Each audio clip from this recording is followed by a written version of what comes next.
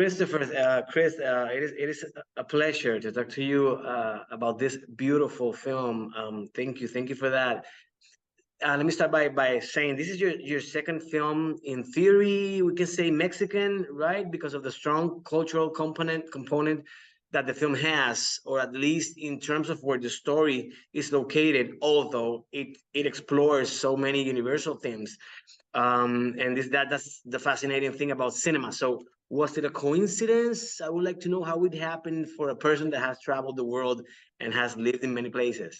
Yeah. Well, I mean, I'd like to, I guess, as you put it, I've had my upbringing kind of around the world. And in a way, I was often the immigrant in a place. So probably in that sense, identified with or saw through the divisions, I think, that a lot of us see through. I don't tend to see anybody as anything other than a person, or at least I try to. Mhm. And to me, I think that need to find the humanity, that need to break through any kind of stereotype or to get deeper and to let all my characters be complicated and human, and even my villains to let them be complicated and human is just something I'm interested in general in my work. And in the case of the Mexican context in particular, my first movie actually, to me, it was a love poem about New York, and it happened to be embodying a bunch of complicated stuff, but it was triggered by an experience I had with a undocumented Mexican kid in New York, and so that was that way. But that movie ended up getting me to work with Eugenio Derbez, who was in that movie. And that, as the producer of that movie, ended up becoming his business partner. They're partners now in the Tripa Studios, and they then sent this project back to me to do Radical. They'd found the magazine article that the story was based on. So, and as soon as they did, I'm like, I didn't really even need to read it, to be honest. I was like, get the band back together. Are you kidding? Let's go. I'm in. Excellent. Thank you for that. You were mentioning the villains of the film. This film specific does not have like a physical antagonist or a tangent villain, except maybe for the boys who represent the violence in the town. So that is the conflict, or the bad guy per se are the circumstances. So That's right. does this present as a challenge for you to push the story forward?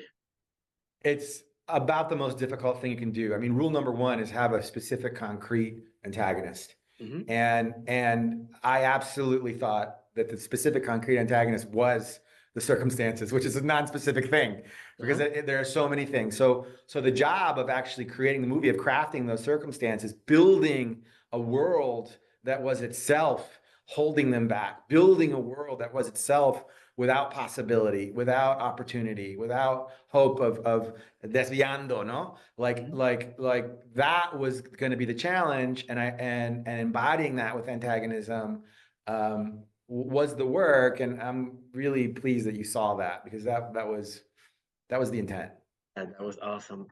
Working with children present itself as a challenge, but speaking, I had the chance to talk to Eugenio, and he told me how much he learned from them. So, was your experience alike with these wonderful children, many of whom had no experience in front of the camera? What did you learn from them?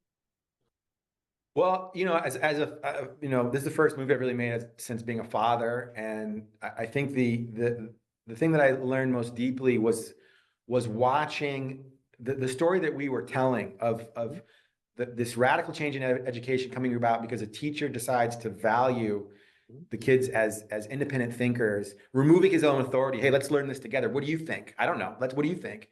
And watching them discover their own inherent value. These kids in the movie, despite these incredible performances, they were not professional actors. They were not actors. They were real people.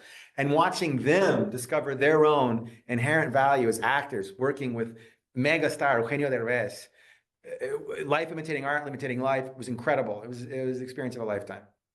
Well, Mr. Zalla, thank you so much for giving me this 5 minutes to talk about this film. It is a wonderful film, beautiful message, and the kids were wonderful. So thank you, and looking forward for your next project.